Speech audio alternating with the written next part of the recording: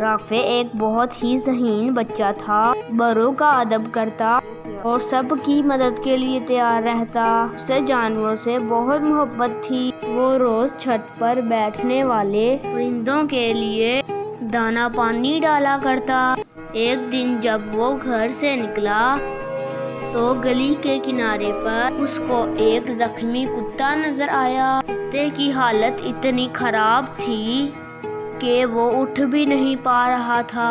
رافع کو اسے دیکھ کر بڑا رحم آیا۔ وہ فوراً گھر گیا اور مرہم پٹی کرنے کے لیے دوائیں ایک تھیلے میں ڈالیں اور ساتھ میں اس کے کھانے پینے کے لیے پانی اور کھانا بھی لے لیا۔ جب رافع اس کتے کے پاس پہنچا تو وہ کچھ ڈر سا گیا۔ رافع نے اس کا خوف دور کرنے کے لیے پہلے تو اس کو پانی پلایا، پھر رافع نے اس کی زخموں کی مرہم پٹی کی اور گھر آ گیا۔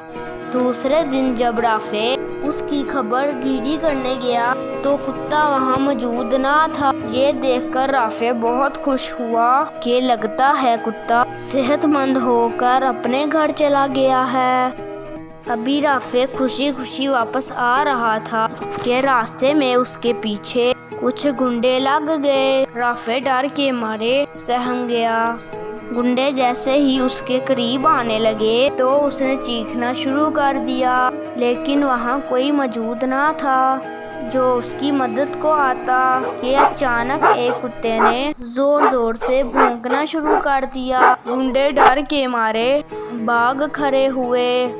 رافع نے جب غور سے دیکھا تو یہ وہی کتا تھا جس کی اس نے مدد کی تھی۔ رافع کو اس پر بہت پیار آیا۔ اس طرح وہ اچھے دوست بن گئے۔ سچ ہی کہتے ہیں کہ احسان کا بدلہ احسان ہی ہوتا ہے۔